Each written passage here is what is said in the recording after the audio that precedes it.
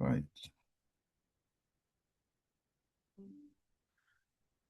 Yes, so greetings, brother and sister who have arrived on time. We appreciate you, Sister Portia, and brother, welcome. So welcome welcome to our usual Thursday meeting. We appreciate your presence. Brother Sam has also just joined us, and Sister Pua is also joining us. So I'm going to read, and then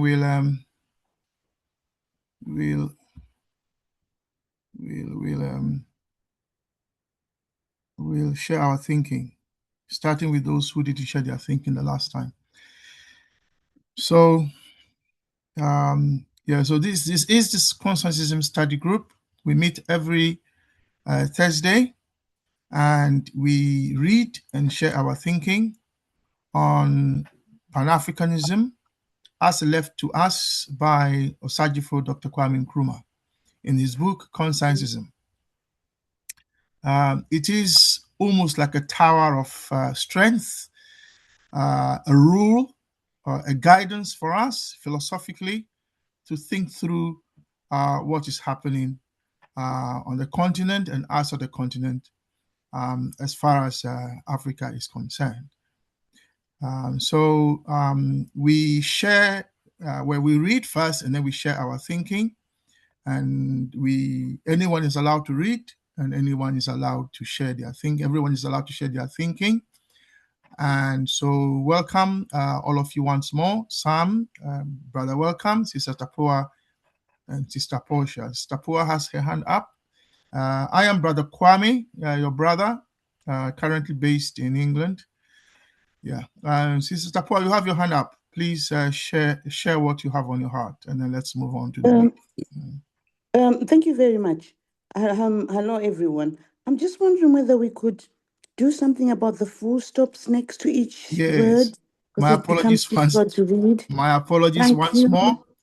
Thank you. Is the display in Word, which I have just removed, so it should be okay now. Yes, thank you. Thank you very much. I'll try and remember that so I don't do that again. Right, so here I go. Matter is not inert. I believe you can all hear me. And by the way, I've made some of you co-hosts, so please keep an eye on the waiting room and let in others. In fact, I think I've made almost all of you except Brother Coco at this moment. Right, so here I go with the reading. Matter is not inert in the sense of the philosophers. It is capable of self-motion, both in the sense of change of relation and in the sense of change of property. But matter has inertia. Inertia and inertness have been sufficiently distinguished. And while inertness implies inertia, inertia does not imply inertness. The initial assertions of what I put forward as philosophical conscientism are therefore twofold. First, there is the assertion of the absolute and independent existence of matter. Second, there is the assertion of the capacity of matter for spontaneous self-motion.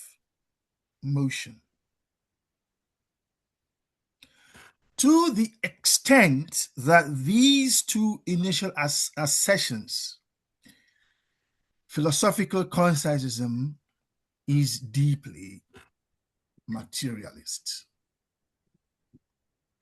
Thank you. That's the end of the reading.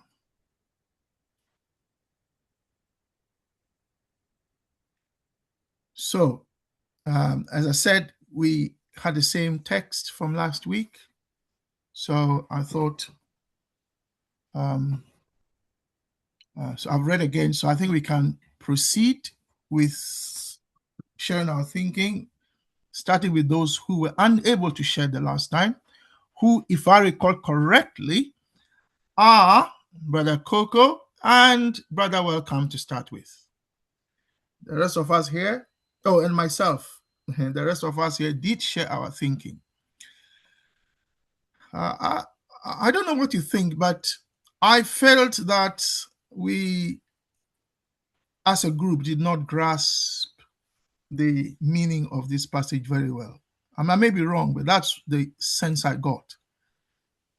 And so I will reshare our thinking, as I said, starting with those who hadn't shared last week, and then we'll then hear those who did share, and then I will also share, by the way, and then we will, and then we will all listen to one another and share in the thinking of one another. Okay, so I have done the reading. I believe we are all okay to start sharing, starting with Brother Coco. I'm not sure if he can speak, because he can't always speak. Let me check the chat. All right, so nothing in the chat says he can't. So, Brother Coco, can you start for us, as you didn't share last week? Thank you. Wow. It's amazing how 1 week is a long time. Because what I had planned to share last week is either evaporated or fractions of it remain. You are not alone, my brother. Thank you. Thank you, brother. What I had prepared last week. Oh, by the way, Brother Coco. Yes. I'm happy to reread again, if that helps all of us again. I'm happy to reread. But otherwise, yeah, please go ahead. Okay. So we are introduced to two concepts here: inertness and inertia. And we are reminded that they are not necessarily the same. They don't necessarily mean the same thing. And let's not forget why we are being introduced to this is because he is critiquing the classical philosophers who believed that matter was passive. And he's saying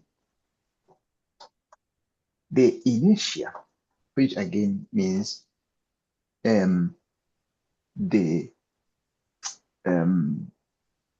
friction, or could you call it resistance to force from outside, doesn't mean that matter is passive.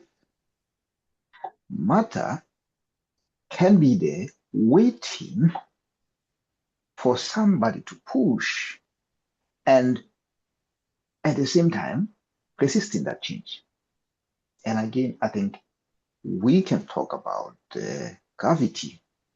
Gravity in this sense is that matter itself is exposed to the force of gravity, is always being pushed to earth.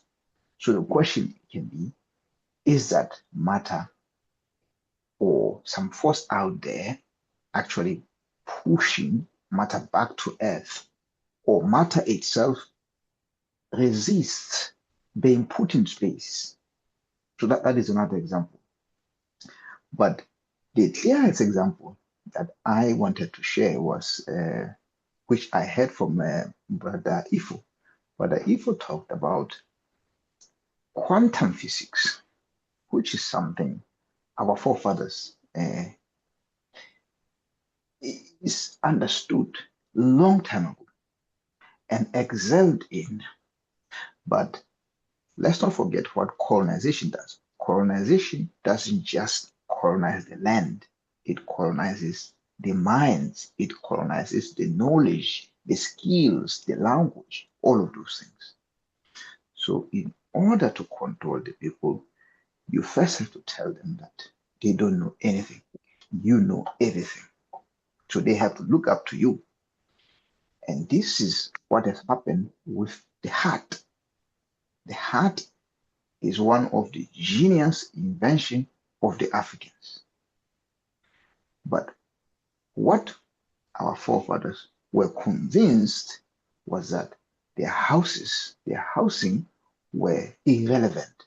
They have to get rid of that and adopt the European inventions, the European way of doing things. But the heart is amazing because it's a scientific innovation. Its comical shape imitates the tree stem. What that does is, if there are storms coming, the heart can stand, regardless of how strong those storms are, because of its comical shape. And that is what they learned from the trees. And again, is show that matter is not passive. There might be inertia in matter, which is that resistance to change from inside matter. But that doesn't mean that matter is passive. And the other thing which you have to remember about the heart, my grandmother had a heart before, and my stupidity, I destroyed that heart and built something else. So I know what I've lost. In winter, they are very warm. And in the summer months, they are very cool. So the way that they are, there is already that dynamism about them. From the outside, they look passive. They look like there's nothing happening. But get inside, it has all of those characteristics that I'm explaining. And these are made out of matter. They're made out of stones, mud, ash grass. And again, even if it's raining, inside the heart, the inhabitants inside the heart sleep peacefully, very peacefully. But most of the Western housing, there is a lot of noise. Think corrugated iron sheets, or think the tiles. If there are no ceilings inside, they have to put ceiling. They have to put layers and layers to get to where the heart is with just the patch. There is little disturbance from the noise of the rain and thunder. And our forefathers and ourselves, as I said, we were fooled into changing and adopting the European things. And the other thing is, the missionaries came to Africa and saw Africans as passive, inert, something to be pushed from outside. And let's not forget what Livingstone said when he came to Africa. He said, we have to use 3 C's to come to Africa. We have to Christianize them, we have to civilize them, and then we have to commercialize them. The 3 C's. That's in the letter that Livingstone wrote to the British authorities here. And that's basically what they went to do in Africa. They thought the Africans were not civilized enough. The Africans, yes, absolutely. The Africans did not have the beliefs which amounted to anything. So Christianity was the one which they had to go down.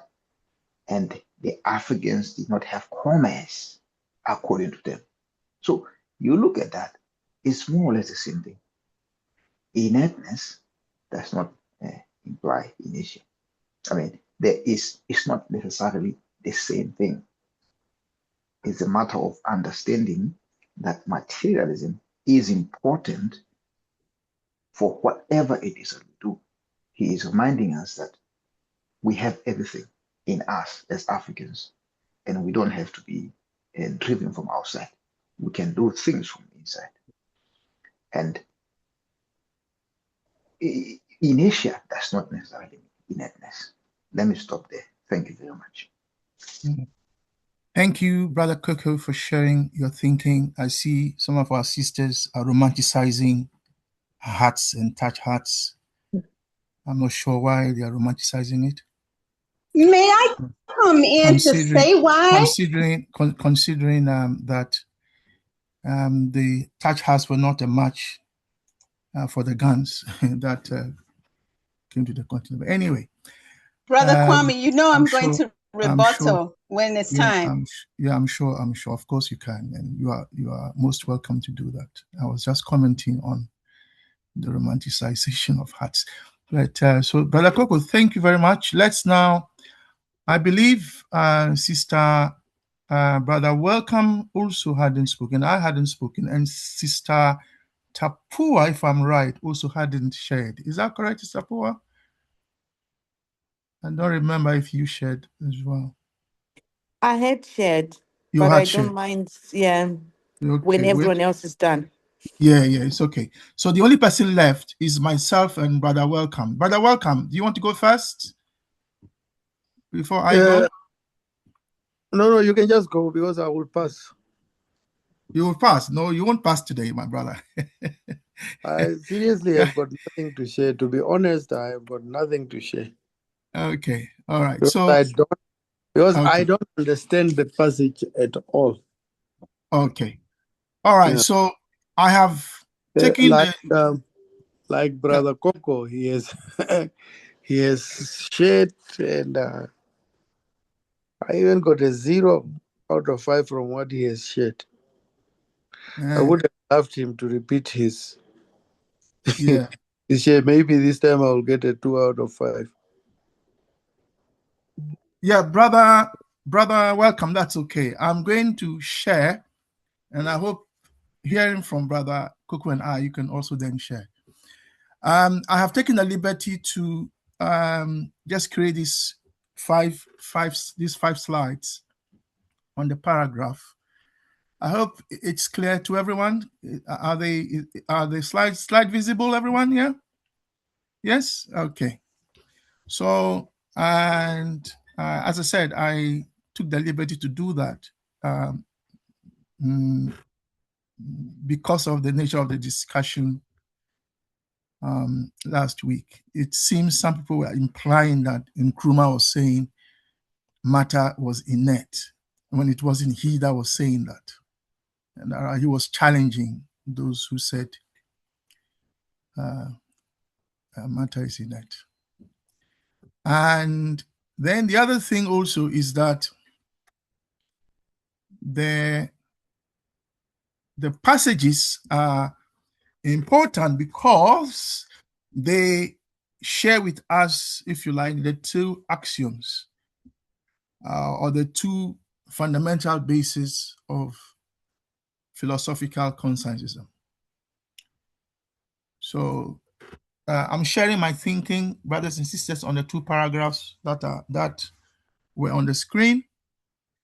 Yeah, I'm sharing my thinking on those two paragraphs that we read.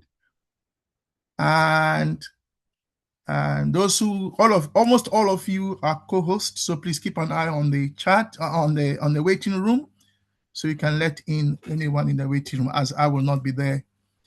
I'll not be keeping my eye on there. Yeah. All right. So so as I was saying, if you ask a question, what is our philosophy? Yeah. What is our philosophy? The answer is our philosophy is philosophical conscientism. That is our philosophy. Very simple. Yeah? Our philosophy, please keep an eye on the waiting room, yeah? Our philosophy is not liberalism. Our philosophy is not conservatism. Our philosophy is not social reformism. Our philosophy is not Marxism. Our philosophy is philosophical conscientism. So let's all be clear. Now, if you then ask a question, what is our ideology? Yeah, because ideology comes from philosophy. And the heart of an ideology is a principle that helps you to organize your instruments that you will use to govern, to run, to lead society, however you want to put it. Yeah. So that is what ideology is. And the principle of your ideology will come from your philosophy. Yeah. So if you believe in the philosophy of idealism, yeah, it means that for you, the ideological principle will be that human beings are unequal fundamentally. And so then you will believe in an unequal society. In other words, society where there is hierarchy. Now, if you believe in the philosophy of materialism, then you'll believe, then for you, the ideological principle is human equality. And therefore, for you then, the principle that will determine the instruments that you use to organize, lead, whatever society, however you want to put it, educate society, whatever, that philosophical principle will be that fundamentally all humans are equal. So to summarize, our philosophy is philosophical conscientism. Our ideology is conscientism. Yeah? Our philosophy is not Marxism. Our ideology is not Marxism. Our philosophy and ideology is not liberalism. And it is not conservatism. And it is not social reformism. I hope that is clear to all of us. Now that that is clear, let me continue. Brother Kwame, so, yes. I would like you to clarify that. Okay, I will as I proceed. Now, is our philosophy philosophical materialism or philosophical conscientism? Our philosophy is philosophical conscientism. And you said before that there are only two philosophies. Yes, idealism or materialism. Materialism and idealism. So then materialism gives birth to different philosophical positions. So even hardcore materialists are also materialists. Yeah. So to distinguish ourselves from them, we are philosophical materialists. Yeah. Yeah, that's what I wanted to get. So we are philosophical materialists. We are philosophical materialists, but the name of our philosophy, our African philosophy, is philosophical conscientism. And its philosophical basis is materialism. But because there are different materialisms, including materialists who even reject matter, you won't believe it. There are materialists who reject matter, but they claim they are materialists. So, no, Brother Kwame, the reason why I ask that is because even the paragraph probably we are going to read now delve into the difference between materialism and philosophical materialism. Because I think there's people need to understand why we say we are philosophical materialists rather than just calling ourselves materialists. Because that element is very important because of the diffusion of the meaning of materialism. Yes. Now, thank you. The word philosophical added to materialism is done because in popular language, when people are having a chat, you see it in films and so on. They'll say, I'm not materialistic. Yeah. Now, when people use the word materialism or materialistic in that sense, that is what you might call the common use of the word. Now, that's the word, has how people use it in common circle. By common, I mean ordinary people use it in that sense. And so you will hear people say, I'm not materialistic, to mean that I don't subscribe to a life in which the possession of goods and services are the most important thing. I also believe that, for example, going to church, spirituality is also important. So people use it in that sense. But the key point is that we have materialism and idealism, the two opposing worldviews. Yeah. And to distinguish materialism from the ordinary use, the word philosophical has been added to it. So people understand the materialism we are talking about. We are talking about the philosophical one, not the one we use in our ordinary conversations. So that's why it is used there. Yeah. Otherwise, we wouldn't need the word philosophical added to it. We will just say materialism. We are materialists. Yeah. Now, philosophical conscientism is a materialist philosophy because it is rooted in materialism. Sister Amma, you have your hand up. Yeah, I mean, just to add a little bit, good evening, everybody, and apologies for lateness, but travel issues again. Just to add a little bit in terms of, because I'm clear that there's materialism and idealism, and then within materialism you have, let me call it, different branches or interpretations. Mm-hmm. Actually the same with idealism.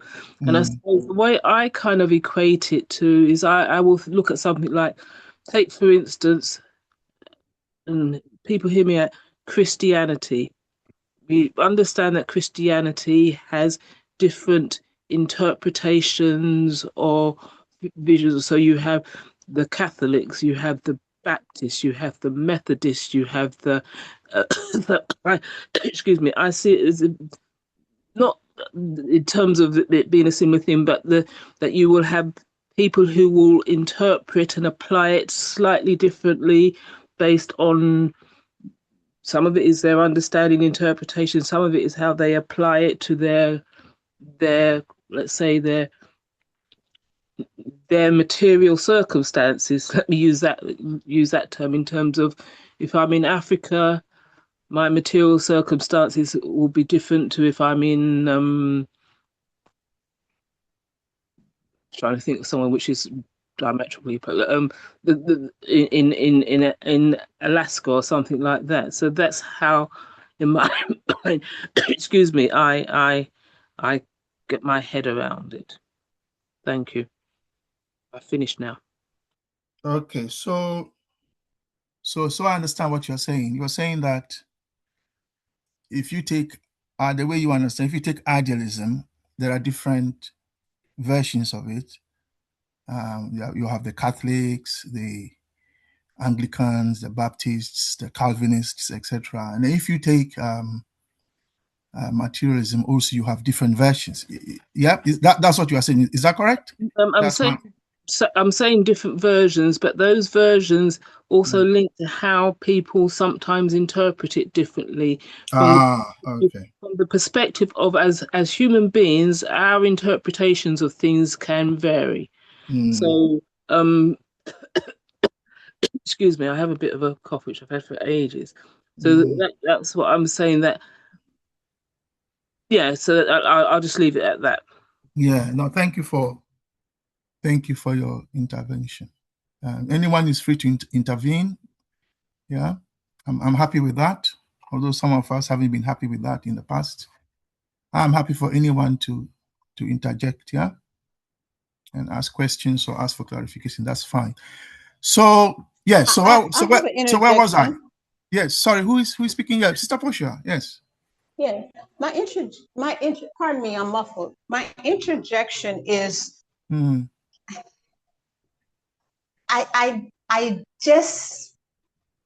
I struggle with how sure somebody here is to what is in these universes without having seen all of them.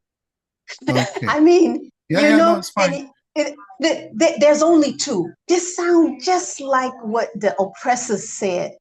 Christianity is only the way. And Right, so I'm right. just cautioning us that Yeah. just because we have learned something to date doesn't imply that that is the only ways.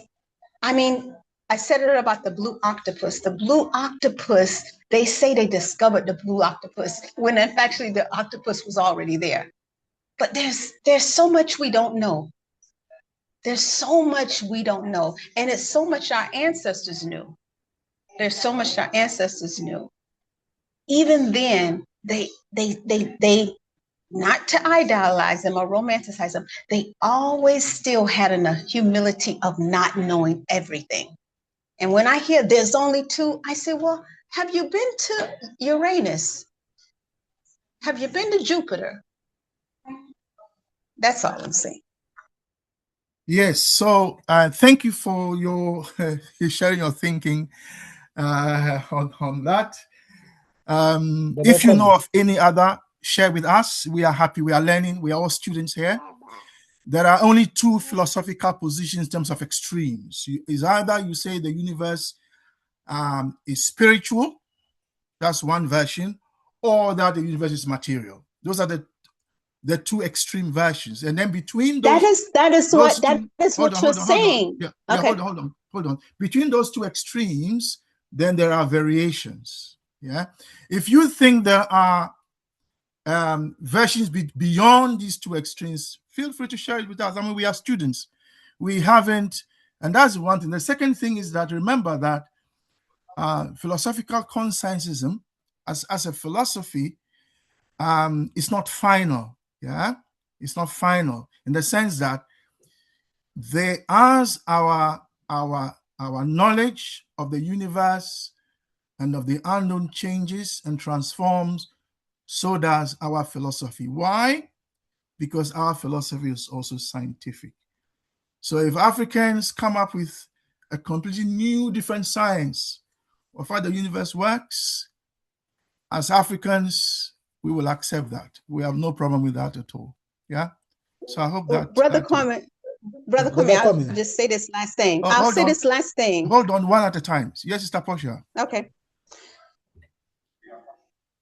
Frantz Fanon said the oppressed have become the oppressor.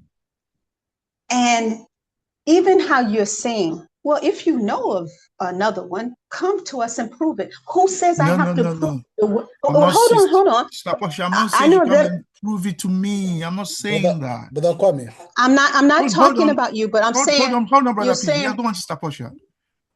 You're saying prove it. Even in the assumption of proving it, who says I have to prove it to whomever for it to exist? That's all I'm just cautioning us on.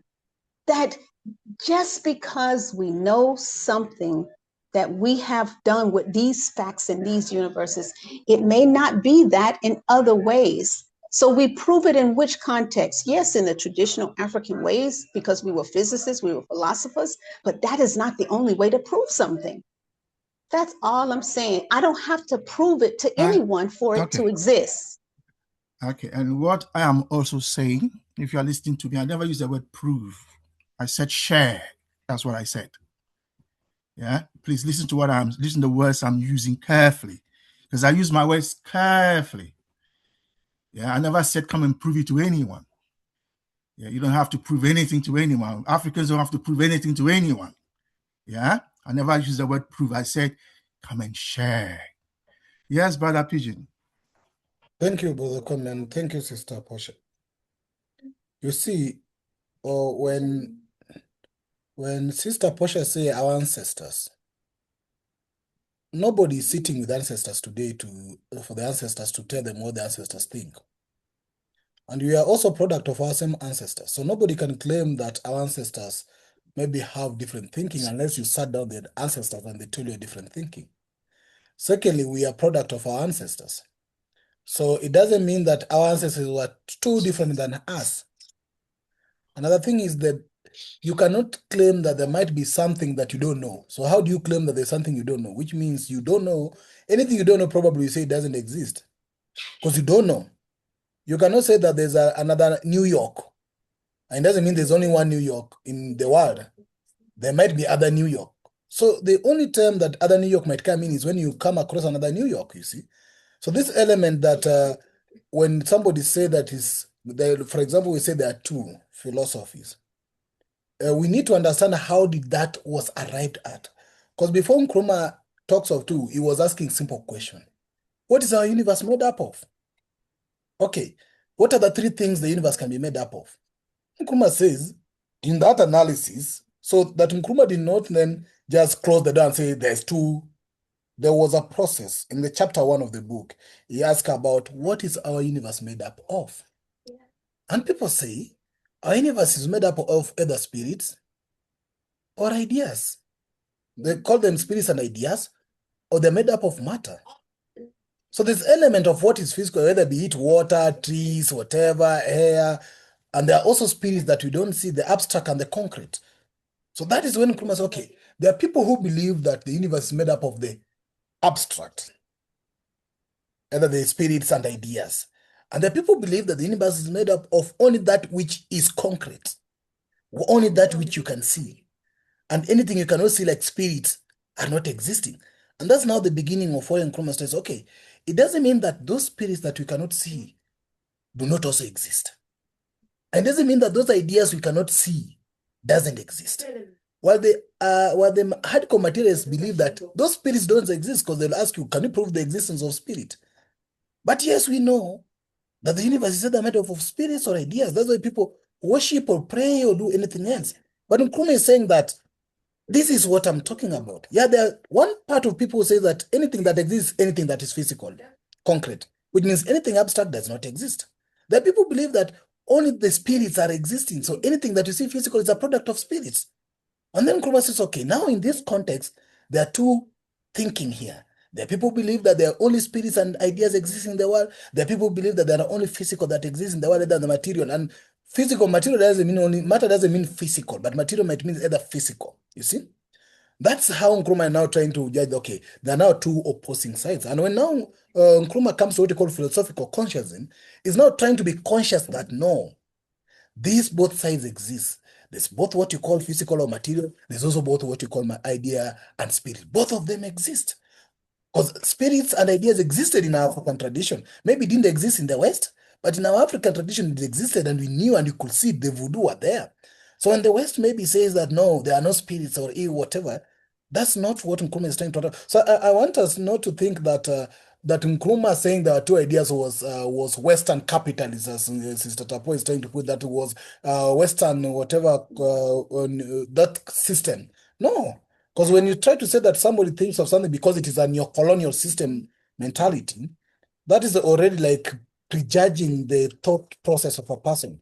So that's what I wanted to come in and put forward. And as you've said, Brother Kwame, if there's anyone that anything that exists, just a matter of us conversing and sharing, because we are all learning. Yes. So thank you. Now, brothers and sisters, I was just sharing my thinking. You've all hijacked me. Anyway, there are when you take materialism, yeah, there are so many versions. There's reductive materialism, eliminative materialism, non-reductive materialism, revisionary materialism, mechanistic materialism, historical materialism, and then the new materialism. If you take idealism, there's the metaphysical idealism, epistemological idealism, subjective idealism, objective idealism, absolute idealism, transcendental idealism, Platonic idealism. Actually, I mean, so one can argue that even when we say there are two extremes, we don't mean that there's only two, because the ones I have already mentioned, if you count what I have just mentioned, there are about at least 10. So you see, but so supposing I said that all human beings have two parents, yeah, all human beings can only have two parents, yeah, a father and a mother. Yeah. And the reason is that when we look around, that's what we see. And someone said, but brother, you can't say that. You know, you never know that. How dare you say that? But, well, brother, you know, you mean you don't think it's possible that there are human beings who had only one parent? No. No. You mean biological parents? Sorry? Brother Kwame, you mean biological biologically, parents, right? yes. Biologically, yes. And you mean biological parents? Yes. So, well, brother, but you're only limiting yourself to the earth.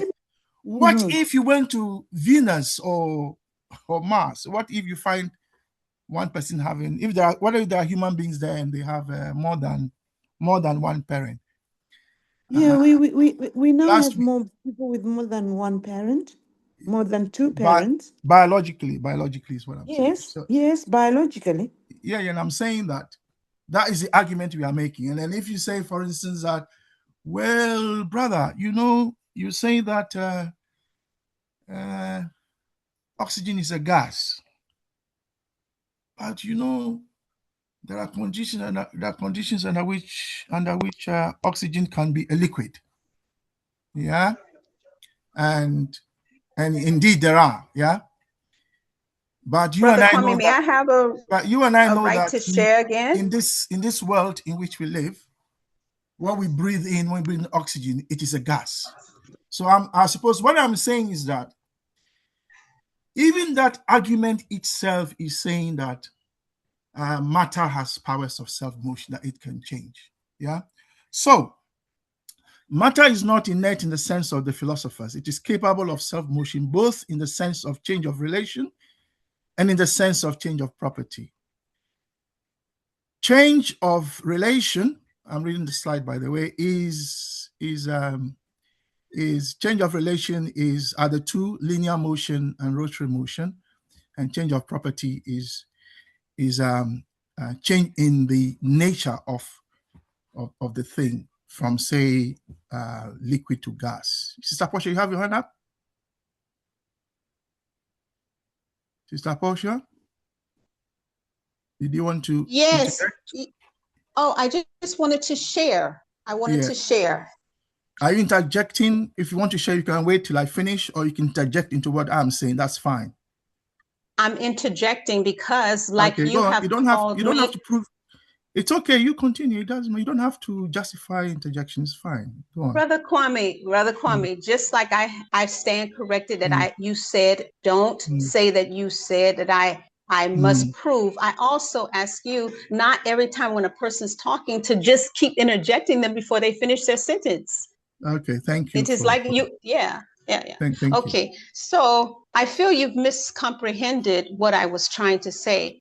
And I have to learn how to, I feel I'm a great communicator, yet I have to learn how to better communicate with the Pan-African principles. I'm working on that. So let me try to say this in a different way, what I was trying to say. We all, after racial capitalism, have been affected, even the most conscious of us. That includes our ancestor, Dr. Kwame Nkrumah. Even his brilliance, he still was impacted by racial capitalism. He is not exempt. Neither are any of us on this call. The most conscious of us find ourselves being indoctrinated still by racial capitalism because it's so insidious. This is the first point. Then the second point is I was trying to say that I may not have the words to say that there is something else, even though I tried some months ago, years ago. And just because I don't have those words to share, that other some things or other something exists, doesn't imply it doesn't exist. So giving respect to Dr. Kwame Nkrumah for the work he did, the writer he is, it doesn't have it be that is the only way. And even if it's not his intent to say it's the only way, it can come off that way. And I'm cautioning us that one of the ills of capitalism, racial capitalism, is it comes very finite. This is it. It cannot be negotiated. And what our ancestors who are living here with me I have learned is they never were saying this is the only way. Thank you. Okay, I've heard you. You see, the philosophical position of the African on nature is not taken from racist capitalism. In fact, if you look at what matter is within the African epistemology, that which we taught in Kemet to the Greeks, because we taught them. If you look into that history, you will find that we posited what you might call the 4 states of matter: liquid, gas, etc. Now, if you ask the African, if you ask the African, oh, for example, there's been an accident, what do you think caused it? The African would say, yes, well, the car hit the guy, but I think there's something spiritual about it as well. There must be some spiritual dimension to that. In other words, when the African is explaining events in the world, the African does not subscribe to just one source of explanation. The two always come together, and those two are matter and the spiritual or spirit. Now, I'll say it again. You don't have to agree with me. If anyone thinks that there is something else beyond what our ancestors have taught us, this is taught by our ancestors. Remember, these viewpoints still exist in Africa. Racist capitalism did not obliterate our indigenous knowledge systems. Let's always remember that. It obliterated some, yes, but not all of it. Because there are still groups, societies, if you like, in Africa today, that have held on to what our ancestors were telling them many, many years ago. Anyway, let me finish my sharing. So, the paragraph distinguishes the passivity of philosophy from the reality of physics. So, there are two things. It's not Nkrumah that is saying that matter is inert. By inertness, we mean complete passivity and lifelessness, which assumes that matter requires an external divine or mechanical force to initiate movement. So I'm reading the slide, everyone, where it says inertness. And Nkrumah's position is that is a philosophical fallacy on the part of the mechanical philosophers. And I will come to those in a moment. Then there is the physical reality, if you like, which is inertia, which is a foundational physical property that represents resistance to a change in the state of motion, confirming that matter inherently possesses mass and energy. So if I stand, for instance, and I am standing, I can move in two ways. Either I move by my own will, or somebody pushes me from outside. So Nkrumah is saying that while inertness, that is passivity, lifelessness, can imply inertia, which means that there is no action, the absence of that does not imply that you are inert.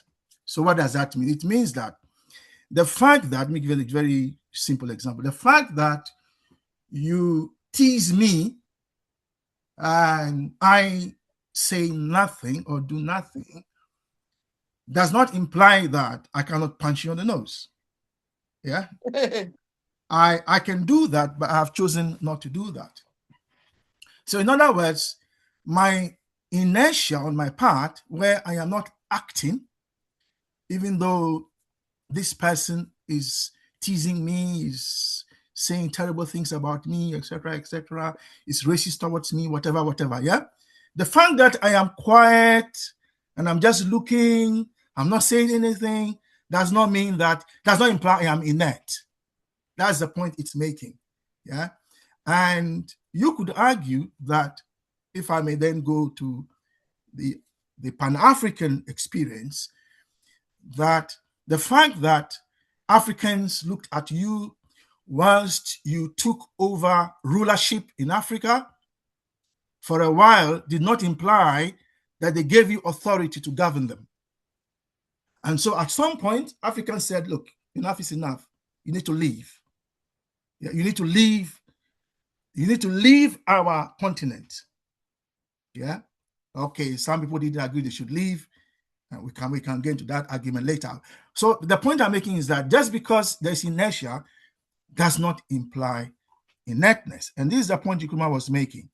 And we were arguing over whether something will remain inert under all conditions, etc. And I felt that is not the point. The point here is that one does not imply the other. So whether helium can interact with sodium under extreme conditions is not the issue. But even if it is, it still proves that even helium has powers of self-motion at some point. That's what it means. Okay, so the next slide is now talking about the philosophers that Nkrumah was referring to and that we have come across, by the way, in our reading. Descartes, the French philosopher, Newton, the English physicists. Oh, by the way, apart from Locke, those two are also mathematicians, yeah? And then Locke, the English philosopher. All these three were what you would call mechanical. They had a mechanical worldview, which means that they saw the world as a machine. So their philosophical stance is that the universe is a grand static clockwork and matter is entirely passive, like passive cogs. And the philosophical consequence of that view, which Nkrumah is trying to reject, as you can imagine by now, is that if matter is completely dead and inert, then it absolutely requires an external master.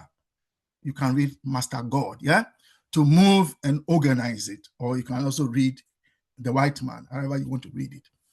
Now, this is a philosophical framework that certainly justifies the necessity of external domination and colonialism. Because this kind of physics and its philosophical implications is saying that the African needs to be dominated externally and needs to be colonized, including settler colonialism, some of which is still on our continent and causing problems on our continent.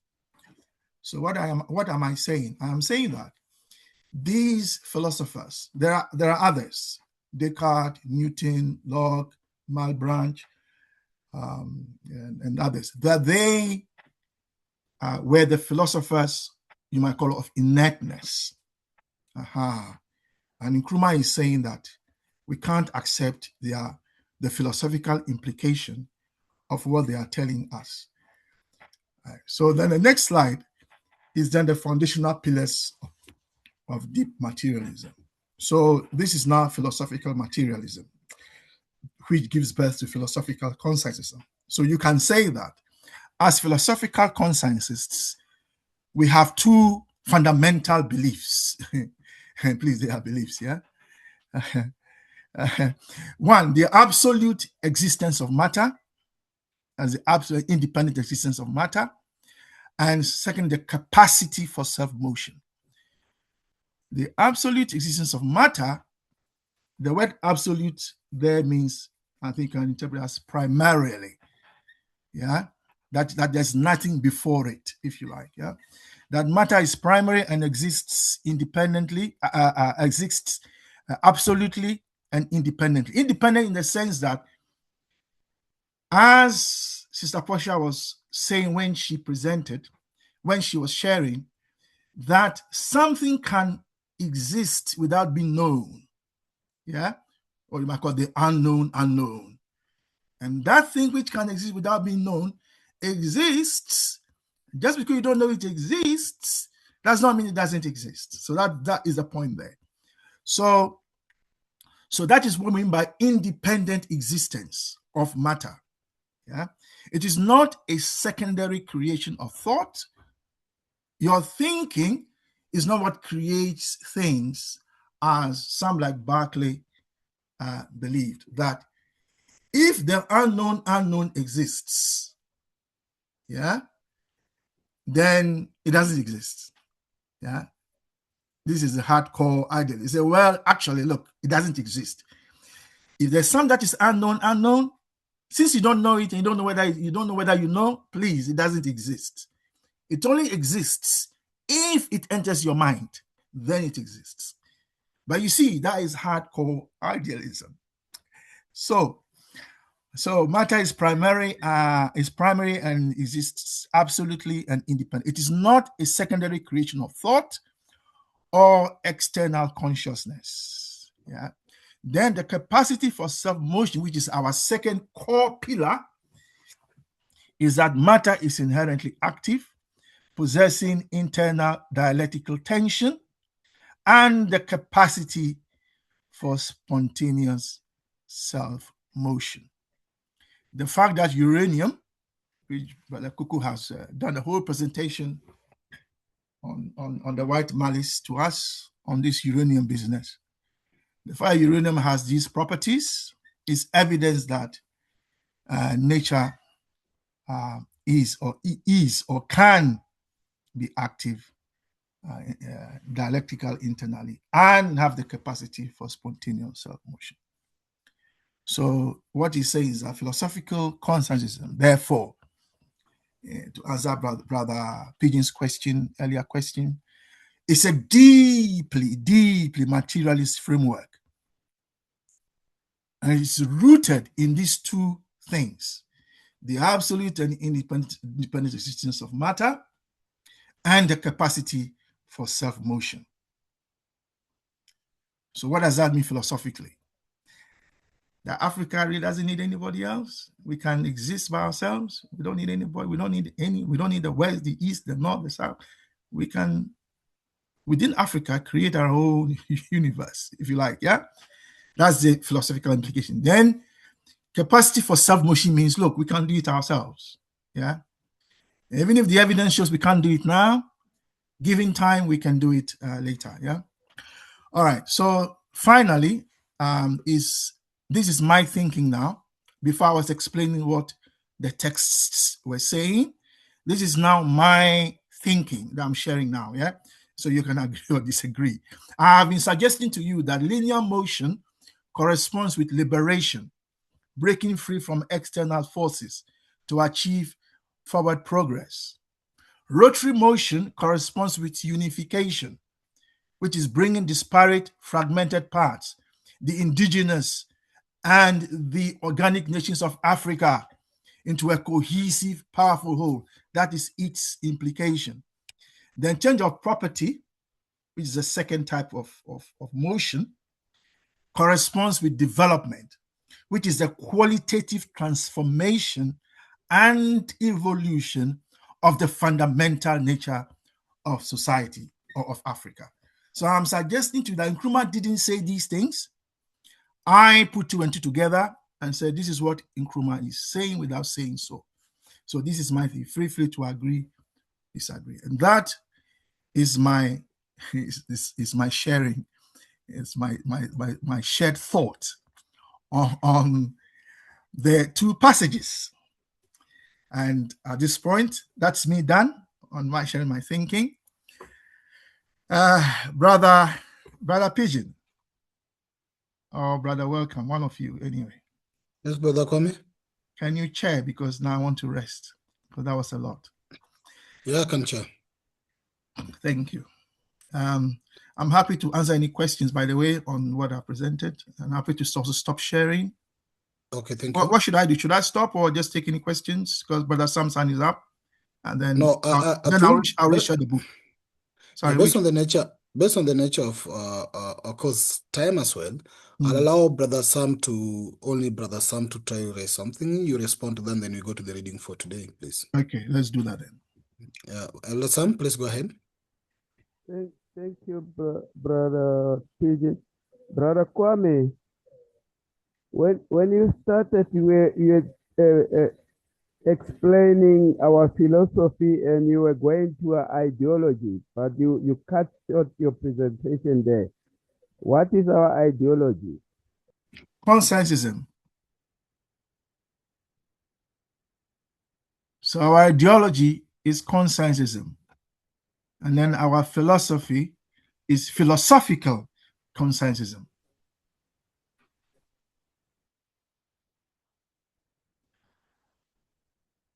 There was a symposium a conference. I think it was a conference in Ghana in the year 2000.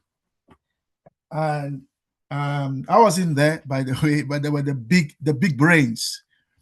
I'm referring to people like Professor Ahin, Professor Ahin, Dr. George Hagan, those elders. And there was this conference, and they, at the end of that conference, they put together the contributions into a book, which was called, it was published by the Third World publication, and it was called The Life and Works of Kwame Nkrumah. And this was in the year 2000, I believe. And it was after that event that Nkrumah was rehabilitated into the political, economic of Ghana. Because before that conference, there were still politicians who would not even want to be seen even in a picture with Nkrumah. And after that conference and the book that came out, it's as if Ghana then agreed that whatever our philosophical and ideological differences, Nkrumah was not just a great African, he was also a great Ghanaian. Contrary to what Ali Mazrui had been saying, those of you who have followed the history, Ali Mazrui had been arguing that Nkrumah was a great African, but he was not a great Ghanaian. And I remember being at University of Ghana when Ali Mazrui gave his lecture, and it was chaired by Professor Hakila Pasoya. Very interesting. And I remember, as part of the Jaw, Professor Sawyer saying to Professor Mazrui that, well, I disagree with you.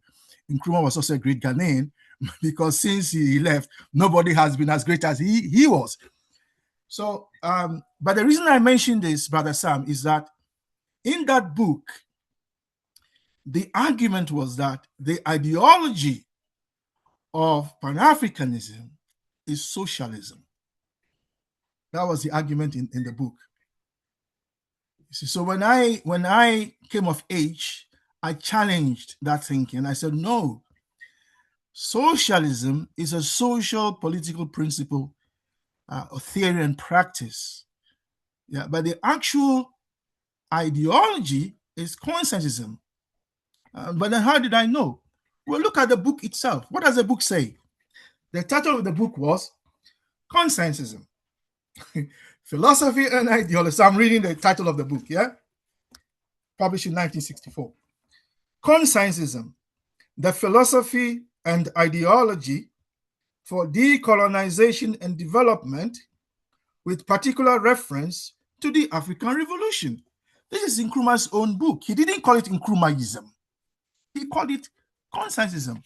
And then from what we have read, when I share the text, you can see he calls it philosophical Conscientism. So it's not me It's not me that is saying, please, this. No, it is the author himself that has suggested the name for his philosophy and ideology. Brother P, I'll pause there. Thank you.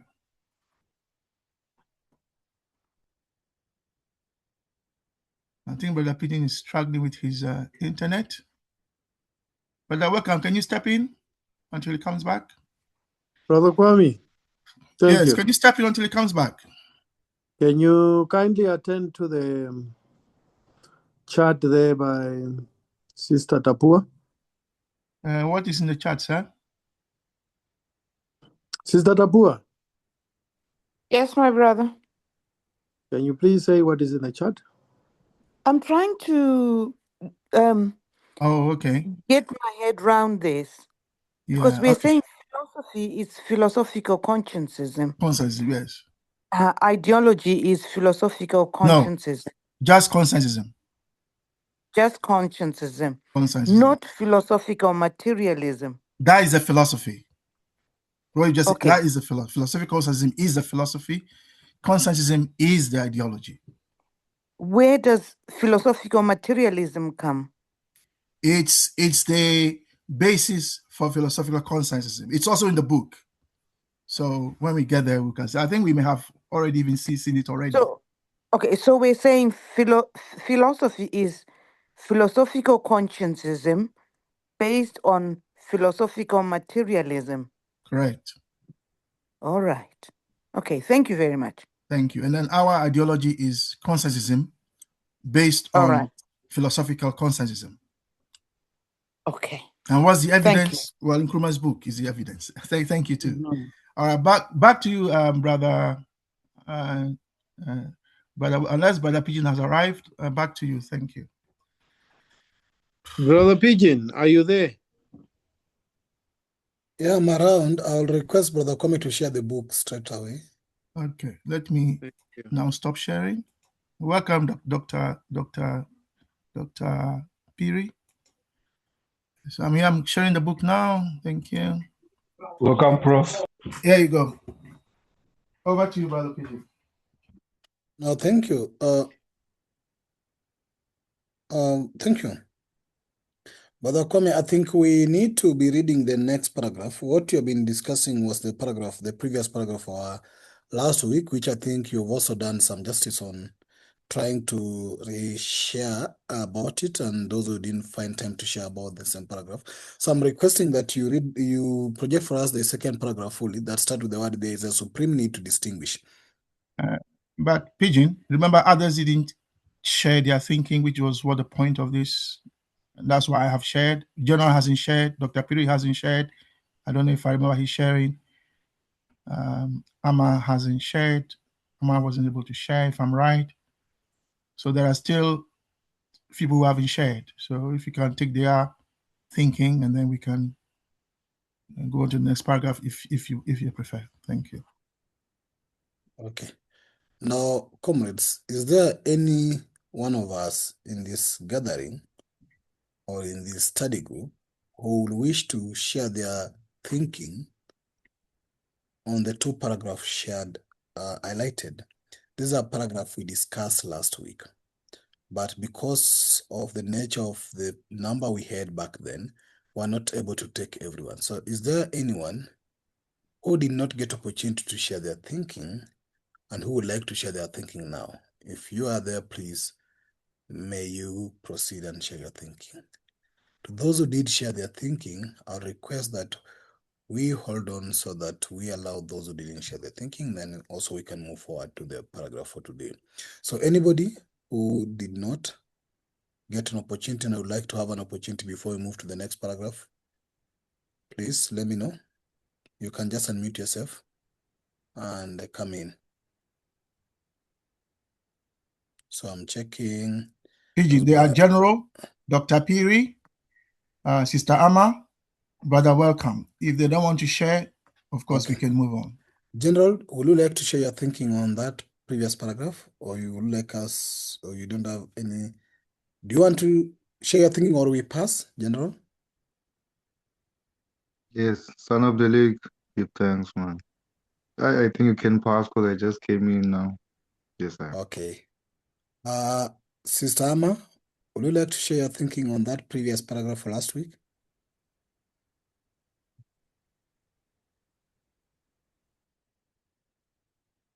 Okay. Probably, maybe Sister Amma is not. Okay. Go ahead, Sister. But let's pass on and move on, maybe. So I'll hold. Okay. Dr. Firi, would you like to share your thinking on that previous paragraph?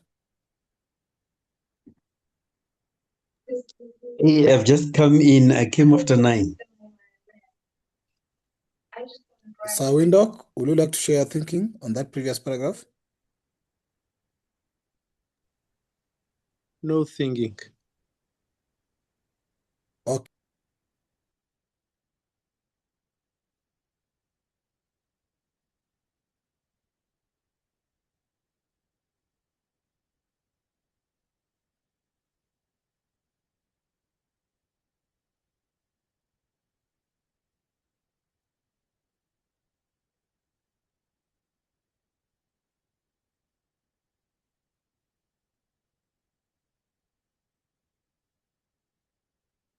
All right, here you go.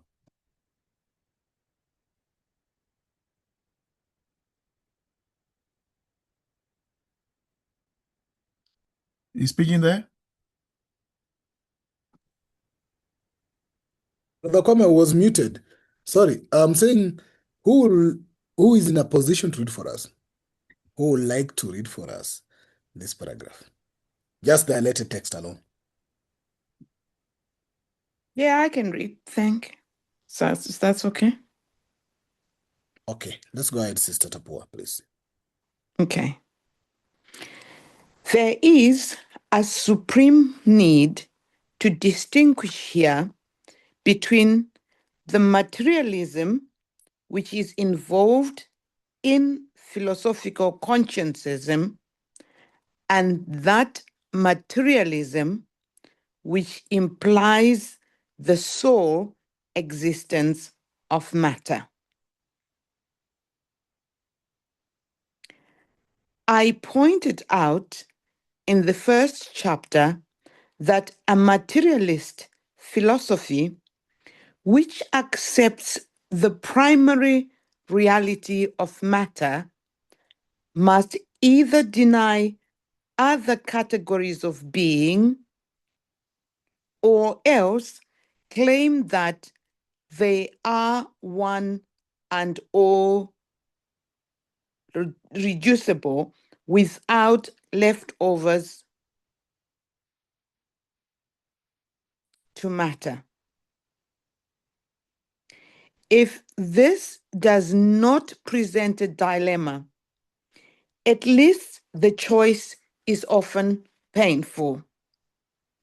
In a materialist philosophy, admitting the primary reality of matter, if spirit is accepted as a category of being, non-residual reduction to matter must be claimed.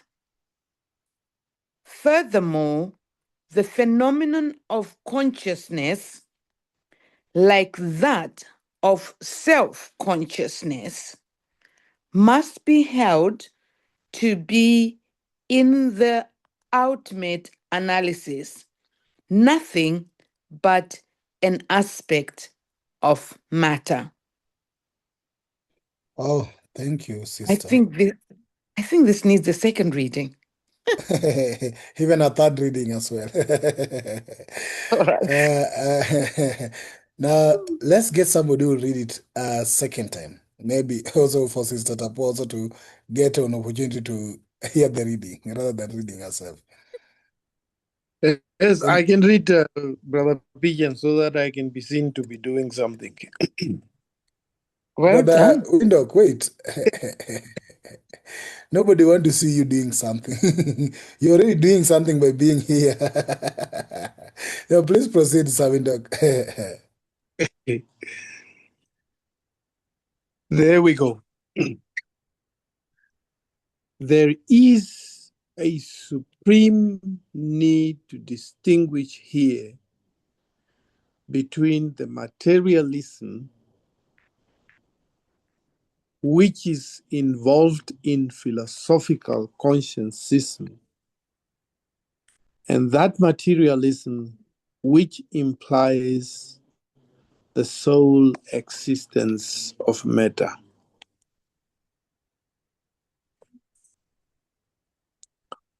I pointed out in the first chapter that a materialist philosophy which accepts the primary reality of matter must either deny other categories of being or else claim that they are one and all reducible without leftovers to matter. If this does not present a dilemma, at least the choice is often painful. In a materialist philosophy, admitting the primary reality of matter, if spirit is accepted as a category of being, non-residual reduction to matter must be claimed. Furthermore, the phenomena of consciousness, like that of self-consciousness, must be held to be, in the ultimate analysis, nothing but an aspect of matter. Thank you. Thank you, Sir Windhoek. Brother Kwame, I'd like you to please share the previous paragraph a bit, just the previous one, because I'd like to do a very quick third reading to connect the two paragraphs. Please, can you move up a bit to the previous paragraph a bit? I know that was, yeah, there. Now, I'll read it from the word initial.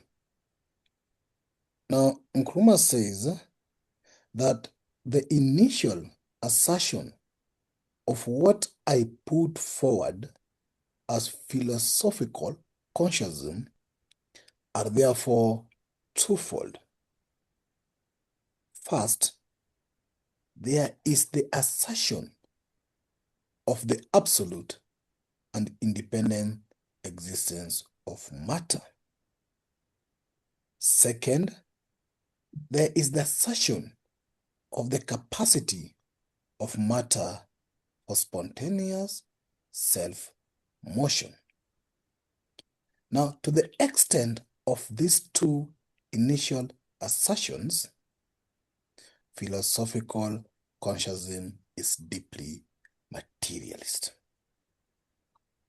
And he says now in the paragraph 4 today that there is a supreme need now to distinguish here between the materialism which is involved in philosophical conscientism and that materialism which implies the sole existence of matter. I pointed out, that's Nkrumah, in the first chapter that a materialist philosophy which accepts the primary reality of matter, underline the word primary, not the sole reality, the primary reality of matter must either deny other categories of being or else claim that they are one and all reducible without leftovers to matter. Now, if this does not present a dilemma, at least the choice is often painful. In a materialist philosophy, admitting the primary reality of matter, if spirit is accepted as a category of being, non-residual reduction to matter must be claimed. Furthermore, the phenomena of consciousness, like that of self consciousness must be held to be, in the ultimate analysis, nothing but an aspect of matter. Now, I hope trying to join the previous paragraph might help a bit. So, as I had proposed earlier, permit me to start by those who didn't get opportunity to share last time. And I'll start by Dr. Stephen Phiri. Dr. Stephen, then I'll go to Sister Amma in that order. Dr. Stephen, please.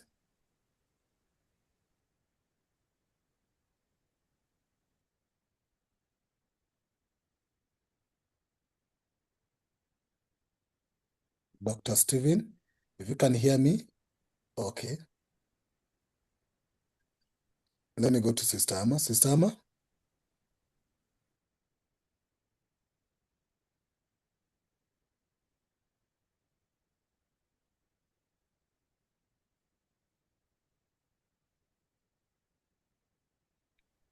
Okay. Brother Windhoek, I see your hand is up. Probably maybe you are calling on the definitions. Let me know. Please go ahead. Yes, Brother Pigeon. I want to read something here again, and somebody can help me, if you would allow. Please proceed. It says, I pointed out in the first chapter that a materialist philosophy which accepts the primary reality of matter must either deny other categories of being or else claim that they are one and all reducible without leftovers to matter. Yes, proceed. You like to seek clarity of that statement? What does that even mean? Okay, I'll allow members to come in, but I'll share what I know first. Now, Nkrumah in first chapter talks about two elements, and I think when I was doing the reading, I shared about primary and not soul. So I came with the word soul. Now, Nkrumah says, you see this position, it says, accept primary reality of matter. Nkrumah says, matter, in fact, in chapter 1, Nkrumah talks of the primary reality of matter and not the soul reality of matter. Now, you understand the difference between soul and primary. And I think Brother Kwame did try to talk about that in his slide that he was presenting. If you say something is primary... Brother Kwame said, primary means there was nothing before that. But then means there can be something after that. But soul means it is only one. It is the only thing existing. But when you say primary, there's a possibility of secondary. And what I'm understanding by this is that even when there comes secondary, or whether you call it third or whatever fourth categories, you can then actually reduce them into primary, which means you can show how the secondary came from primary and how primary could give birth to secondary to and whatever level. And this in chapter 1, if I remember, Nkrumah referred it as what he called categorical conversion. The movements of a process from one state of, like what we say, that a product can be solid. It must start from being solid, and it can move to liquid, it can move to either gaseous or to vapor. But then even when gaseous, liquid, and vapor exist, you can reduce them into one, that they came from solid. That's what I'm understanding here. That if you take matter as primary, which means as the first existence state, then you can actually reduce the entire liquid, gaseous, and vapor to have been related to that solid. without leftovers. But Brother Kwame, please help clarify this question by Sawindok. Yeah, sorry, what are we clarifying? He really wants to understand what that point means. And is what I was trying to put forth as well. Yeah, that yeah, I so pointed I think, out in chapter 1. Yeah. So Nkrumah is saying that back in chapter 1, he explained the materialist philosophy. Yeah. And what is a materialist philosophy?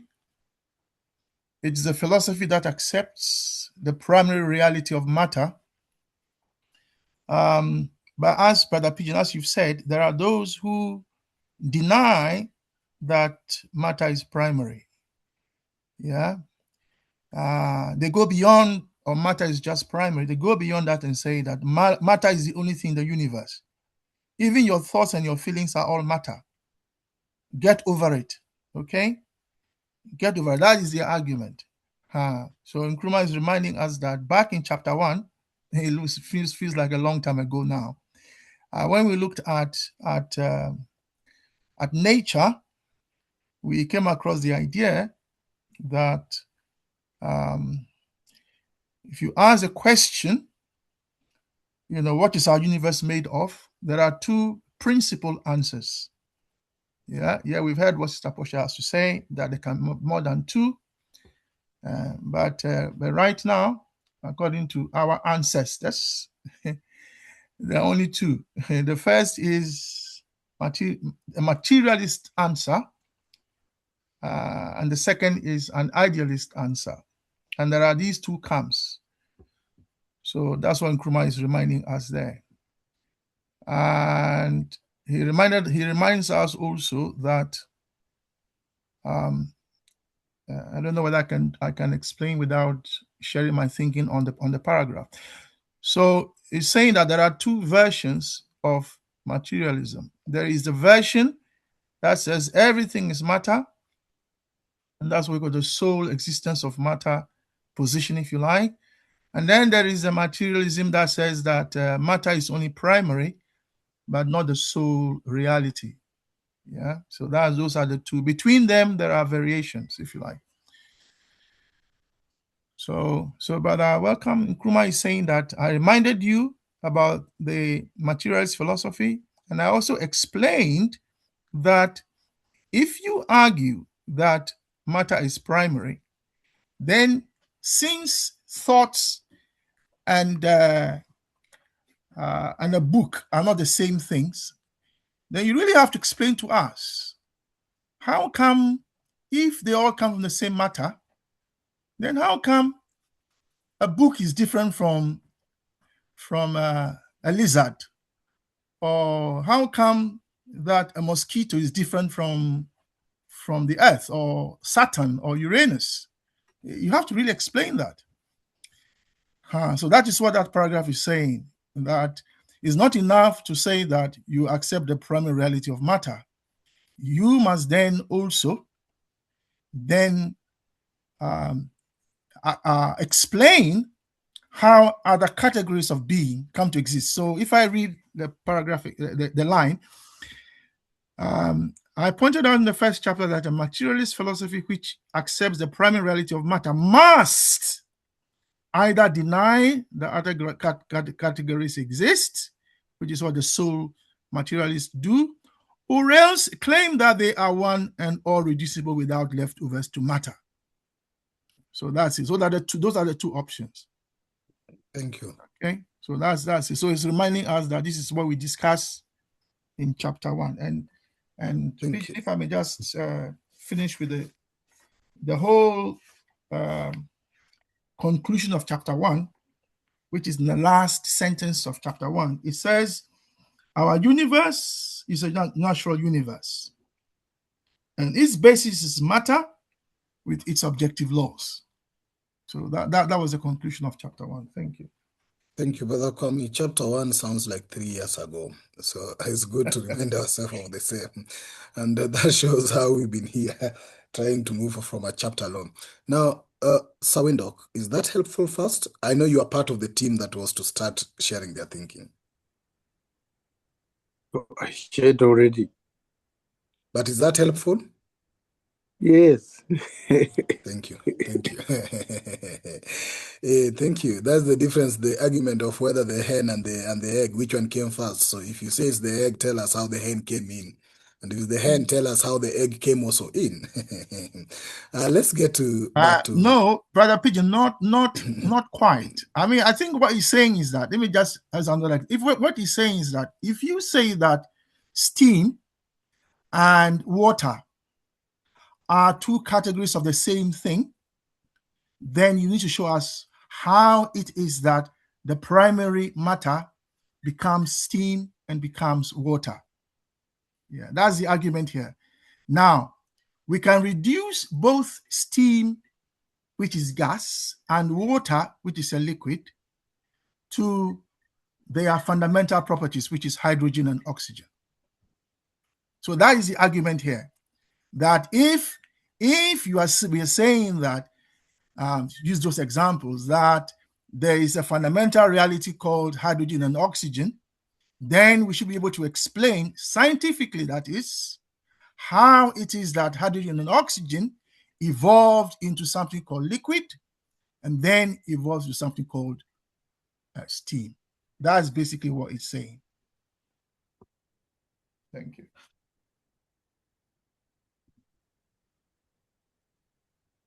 You are muted, Brother Pigeon.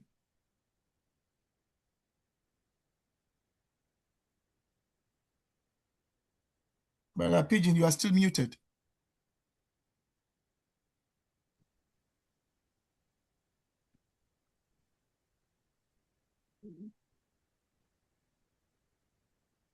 Brother Pigeon, you are still muted.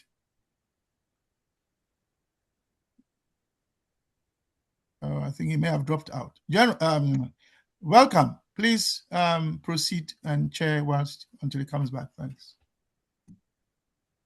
Thank you, Brother Kwame. Brothers and sisters, there we have the paragraph. We read it enough. I'm sure everyone is more than welcome to come forth and share their views. Who wants to go and share their views first before I start calling out names? Who can volunteer to share their views? General.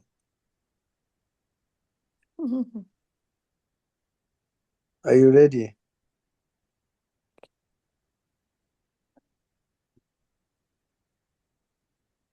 Thank you, General. I can see you are unmuted. Oh. Give thanks, Elder Blessed. One love.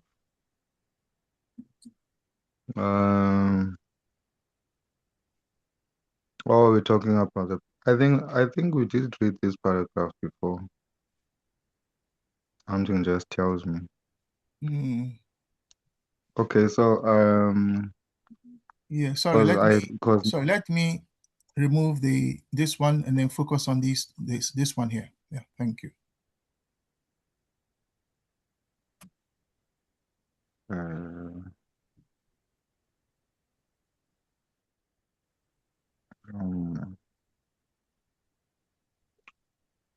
So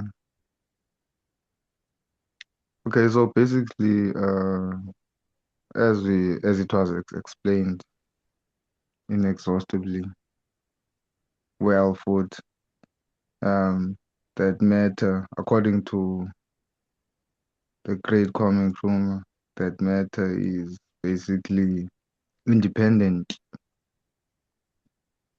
It is independent of the mind, basically. It has its own motion and it doesn't need an external force to propel it into motion. I think that is just a basic thing that the great Kwame Nkrumah was just trying to allude here in this text. Thank you. Thank you, General. Brother Pigeon, please take over. I can see you are back.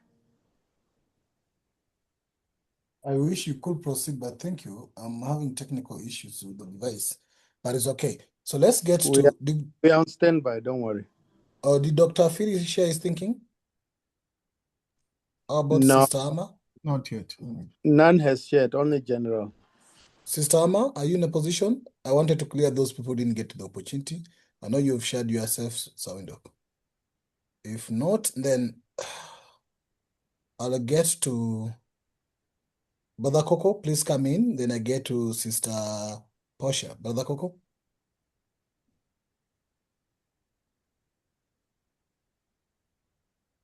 Please pass. I'll come back after a couple of people. Thank you. Okay, thank you. Looking at our time. Sister Portia, please go ahead. Thank you very, very much. Can y'all hear me okay? Yeah, you are loud and clear, sister. Okay. Okay, thank you. Thank you so much, brother. So I'm just from cooking.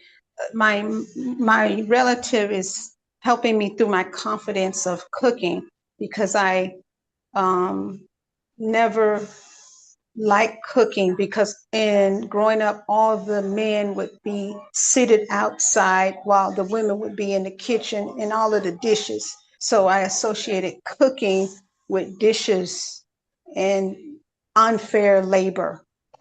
So walking through that fear, I now am able to learn how to cook, embracing the cooking. So it's from this context that I'm speaking, which is, at one time, I did not think I was able to cook.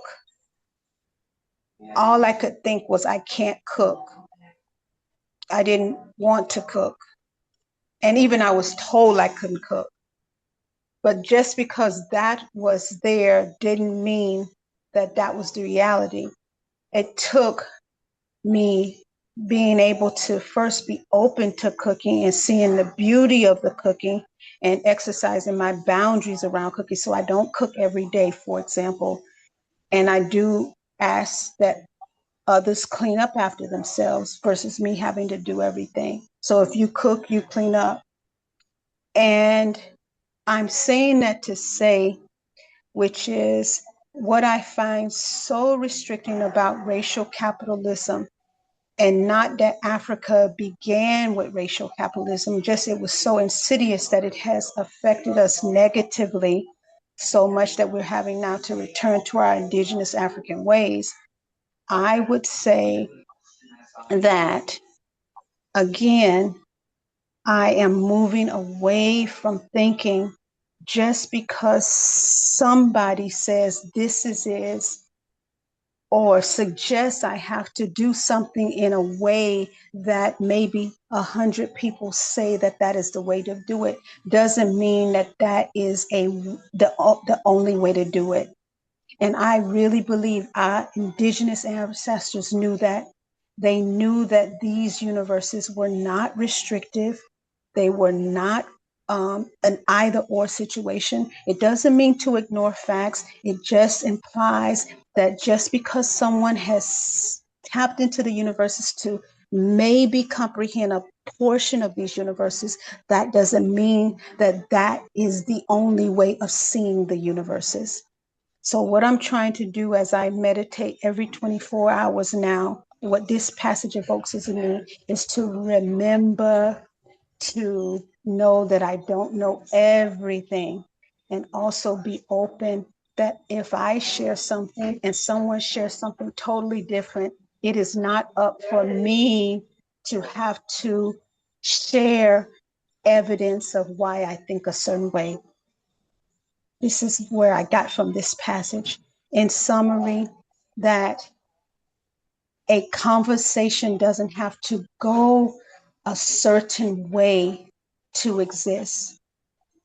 A fact doesn't have to be found or explored or expounded on for that fact to exist. There are many facts that I contend 8 billion of us have yet to comprehend, and that's a good thing. because it means that we are in ourselves not able to know everything. That is beautiful. That is very beautiful to me. Thank you.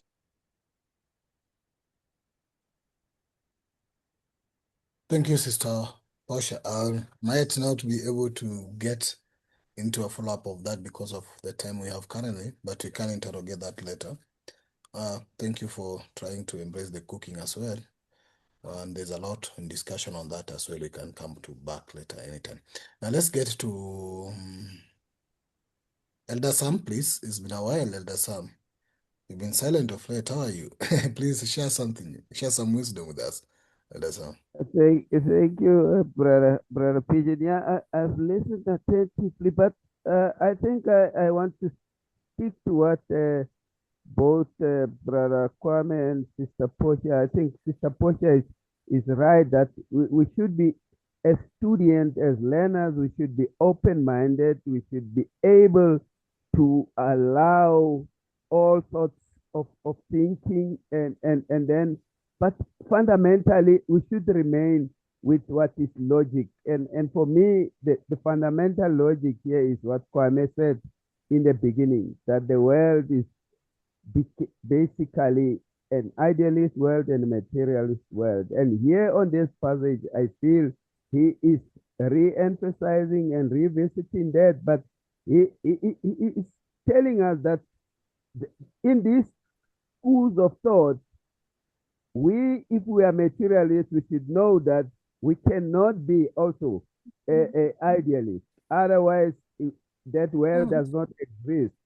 And it's like the saying that you cannot eat your cake and still have it. If you are either a materialist, you live in that world and you believe in it.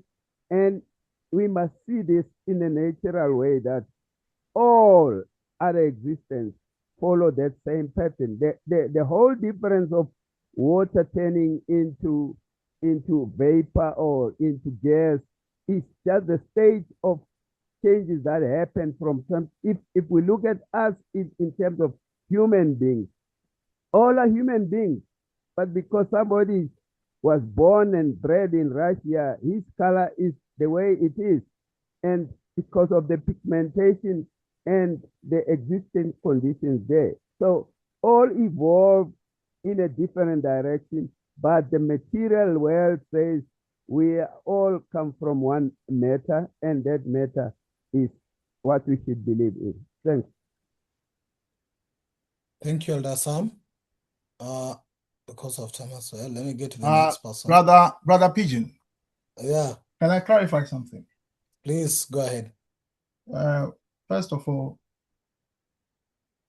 nobody here has to justify their thinking to us in these meetings. I've been running this for over, I'll get to almost 20 years now. And there has never been any class that I have said that you said A is B, therefore justify it for us. What we have said is that everyone can share their thinking. Whatever you're thinking, you can share it. It's a safe space to share your thinking. You don't have to apologize to share your thinking to anybody. You don't have to apologize. You don't have to justify it. However, if you share your thinking, including even disagreeing with the texts, then you must be prepared also to hear other thinking that challenges yours. Again, respectfully, in a safe space. So I just want to remind us, because I don't want it to seem like someone is being asked to justify their thinking here, or that they are not allowed to share their thinking, you know. Yeah, so please, I want that to be clear. That is part of our modus operandi. It's a safe and free space. Yeah, thank you very much. I thought I should clarify that. And I can also, if you like, share my private experience and say that my mother, a woman, taught me how to cook. Yeah, in my home, I was taught to cook as a man. my sister would help, but I was the one that washed the dishes. And my mother would hold a cane, a cane next to me whilst I was screaming and say, you have to do the washing because your sister also did this. So our individual experiences are all different. In fact, when I married, I taught my wife how to cook Ghanaian food. So I'm just trying to say that we have different experiences. We all come from different political, economic contexts. But in this space, please feel free to share your thinking. No one should feel inhibited to either apologize or justify. No. Please, yeah. Thank you, Brother Pigeon. I thought I should clarify that.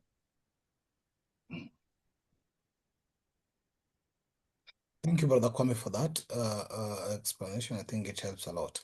Now, Sister Tapua. Yes. Are you in a position to share your thinking, please? Not at the moment. I'll pass for now. Okay, thank you. Let's get to, let me check my list as well.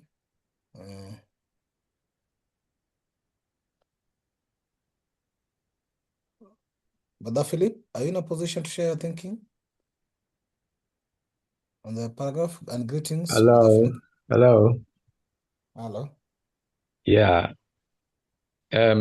So the second chapter, the second sentence. The second sentence. Are you guys with me? Mm-hmm. Can you hear me? Okay. All right.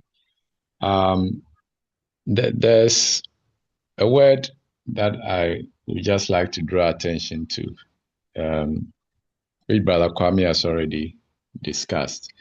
All right. I pointed out in the first chapter that a materialist philosophy, so the indefinite article there, a, not the, a materialist philosophy, suggesting that there are several. So this is what Brother Kwame elucidated on earlier. I believe if Nkrumah had been writing, he wrote this in 1960. I believe he had been writing today, he might have, instead of using the word soul existence, soul existence,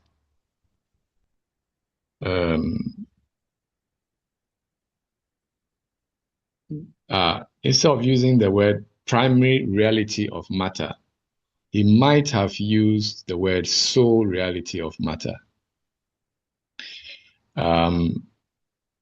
Because that will fit the sentence a little bit better.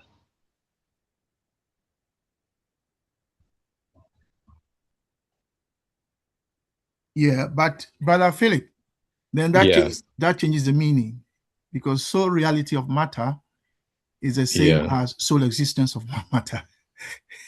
It means the same thing. So the following statement that he makes must either deny other categories of being.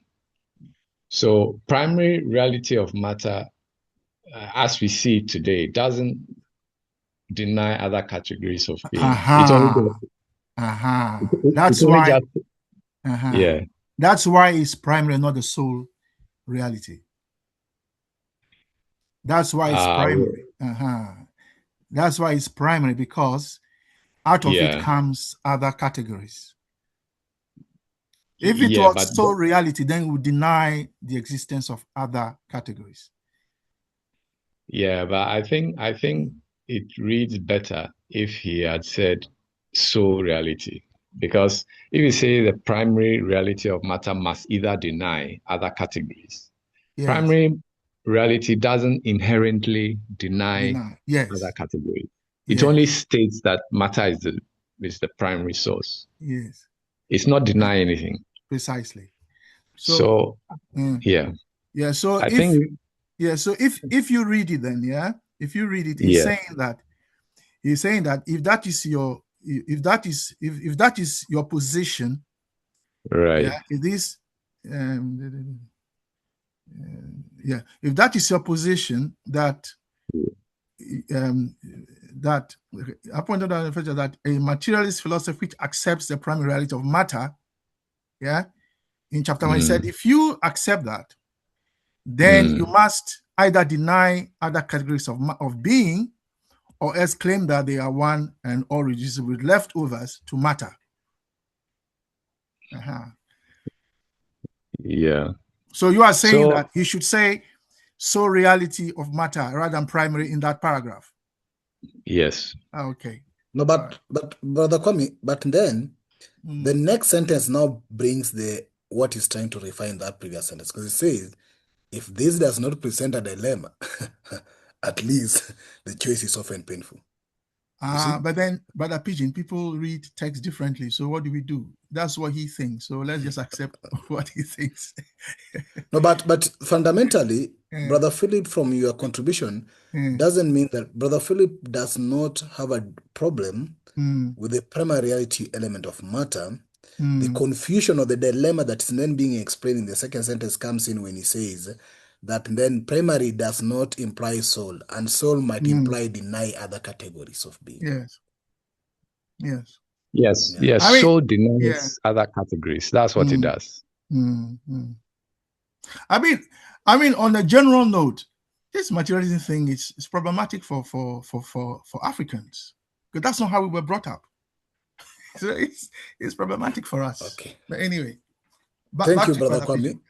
Yeah, it is materialism thing, not philosophical materialism thing. I think that's why we need to up our understanding from the usual materialism to this philosophical materialism or this philosophical conscientism, so that you get the differences. Comrades, is 4 minutes to what time? Is it 4? I think it's 4 minutes for my sermon. And I'll get only one person who wants to share last thinking today. Then we will proceed with this in the next class. It now appears that we might be joining these sessions to start off with. But then, as our presidents, probably let's take maybe the first 20 or 15 minutes on the previous meeting, on the next meeting, to finish the previous chapters. We get to the new chapter, to the new paragraph. So anybody want to share the thinking now? Only one person, then I'll close it to us moving towards ending our session for today. Let me get one person. Anybody? I'm giving an open check, a blank check here for anybody. Okay. So we will post. Do you who hear is me? that coming in? Brother Coco, please. I wanted you some times back. Please come in, even if it's for 2 minutes. Yes. Yeah, I know it's been a condensed evening because we had to go back to the paragraphs we read last week. So hence why it's a bit difficult to run past this within this time. But allow me to say classical materialism. Under classical materialism, matter alone exists. Spirit is denied, or spirit is completely reducible to matter in that case. And hence consciousness is only brain activity in that case. God disappears, and we end up with atheism, which I think is a last paragraph, last sentence of that paragraph there. But conscientism takes a different route. Matter is primary. Society develops materially. Consciousness emerges from a material life. Religion and spirituality, they remain human realities in that case. So materialism does not necessarily entail atheism. So it's important to link that paragraph with that last sentence there, then you understand them. Because here we are told, or we are made to question what we are seeing with regards to classical materialism versus philosophical materialism. I hope that helps. Thank you, Brother Coco, for that. We actually will be ending it there, because I think the bottom line of this chapter was on that differences between materialism and philosophical materialism. Now we'll proceed to the next paragraph in our next reading. But this Saturday we are having a conversation on the development of Africa. Brother Kwame, I liked how you linked the linear, rotary, and change in property. So in short, this Saturday we are discussing change in property on the element of development. That is correct. Yeah, so and I think we True. need to Yeah. restructure our focus in those three elements. Yeah. So The it's linear motion, categorical rotary. conversion. Yeah, we need to look at linear motion, rotary, and change in property. So we will be looking at the youth, education, and future leadership. The 3 points might appear to be linked, but they also might appear to be separate. So there's the youth, there's education, and the future leadership. So it's a broad topic, and I'd requested that if there's anybody who would like to speak either to the entire 3 elements or speak to a specific section of that topic, to please get in touch with me. So far, I haven't received any notification. Brother Horace, who was to speak on the youth, has also requested that we work on this. So I'll work with him on trying to bring up a youth leadership, youth presentation. I'll also be interested on future leadership, but I'm requesting for anybody who would like to also share something to do that. Probably we'll set aside 10 to 15 minutes maximum for each of the section, or a maximum of 25 to 30 minutes for this, and then we have a general conversation. But remember, this is in line with the development of Africa and in line with our United Nation of Africa, the approach from a united angle. So please get in touch with me. Tomorrow is Friday, so please get in touch with me so that you can have that. I have actually uploaded our recordings on YouTube, and I'll be interested to touch on that today, Brother Kwame, because I've realized that maybe I don't share the notice of that, but some of our recordings haven't been receiving some attention that deserves. So we request you to please pay attention. Just subscribe. If you subscribe, you can be able to get update anytime we do the upload. So please get in touch with our videos on our YouTube channel so that you can be part of the spreading the gospel further. So that's what I want to inform you. The last week recordings, all of them are now on our YouTube channel, just to be very clear on that. And we are on Monday going on with the Pan-African Reading Club. So if you see my YouTube channel, our YouTube channel that I'm sharing here, this is a class on the African capacity for self-motion and transformation versus the colonial narratives of African inertness. That was the conversation we had last week. And the Harambee philosophy, Ubuntu cooperative spirit. And then on the Pan-African Reading Club, there was the West involvement in African that perpetuate neocolonialism and undermine African unity. So these presentations are now on, recordings are now on our YouTube channel, including the recordings for last week that was also done by Brother Kwame, a bit on the symbols for extraction, the analysis of the African Union democratic participation, the trick of Thales, nature of water. So please find time a bit to get to our YouTube channel and look at the recordings that we share. On Thursday, as I've said, we'll proceed with this conversation on the matter and when Nkrumah moves to philosophical materialism, philosophical conscientism. On Saturday, there's a growing conversation whether we can consider having a debate or an open conversation on South African case, but not as criticizing South African in that context due to what is emerging in the debate club. But we request to maybe we look forward on how we do that in our next Saturday and other Saturdays that are coming up. Apart from that, I don't have much to share from our side. We are doing some of restructuring a bit based on the comments, and I think Sister Portia will notify us that the application. Sister Portia, do you have any update on that? Just briefly on the AU ECOSOC? Just very briefly, Sister Portia. Thank you so much, King Brother. Well, we are pleased to know that the application for us when we go into the portal for Kwame Nkrumah Trust has been extended to July 31st. And I'm so pleased of that. So I will take my time as I did with the registration. It's a threefold process, but they say it's twofold. You create your profile, then you register. The registration has to get approved.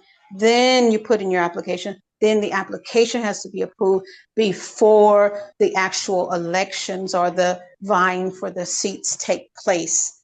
So we are still in the running in terms of not missing any due dates.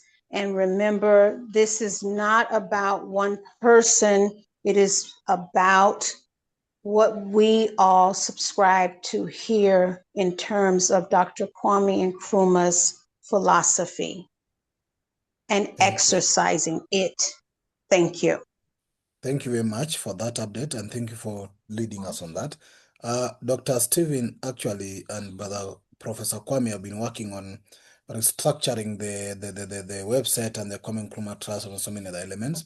And I know they are up to date in terms of what they are doing in that level. And probably by that time the deadline is coming up, there's a lot of things and changes that will be already aligned. And so far, I think Brother Kwame has met the bare minimum of whatever you needed to be aligned.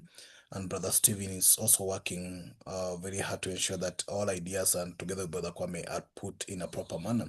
So that is what we are doing on the other side.